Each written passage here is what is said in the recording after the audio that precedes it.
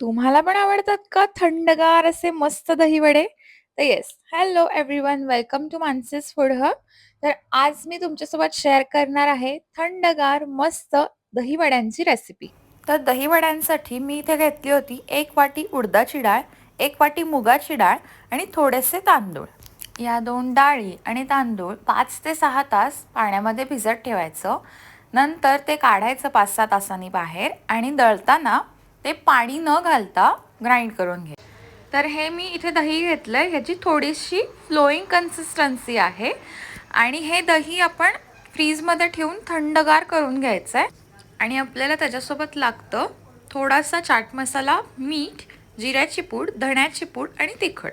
तर अजून एक टिप सांगते इथे, की हा वडा आपण जो तळतो तो वडा आपण तळायला सोडायच्या आधी हे बॅटर फेटून घ्यायचं. छान फेटलं की ते असं आपण टेस्ट करायचं. ते जे आपण बॅटर घातलं ते पाण्याच्या वर तरंगायला पाहिजे.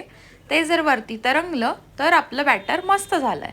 तो वडा एकदम हलका होतो तळल्यानंतर. तर इथे मी असे गोल्डन ब्राऊन वडे तळून घेतलेत. त्याच्यावर असं मस्त थंड दही घालायचं. हे एक थंड दही फ्लोईंग कन्सिस्टन्सीमध्ये हवं आहे. खूप घट्ट नाही आणि खूप पातळ पण नाही करायचं. एकदम परफेक्ट अशी कन्सिस्टन्सी ठेवायची. आता आपण जे दही घालून घेतलं त्यानंतर आपण त्याच्यावर मसाले घालायचे. तिखट, जिरेपूड, धणेपूड, चाट मसाला आणि त्याच्यानंतर मस्त अशी कोथिंबीर घालायची. आणि इथे तयार आहे आपला मस्त असा रेस्टॉरंट स्टाईल दहीवडा. तुम्ही पण नक्की ट्राय करून बघा.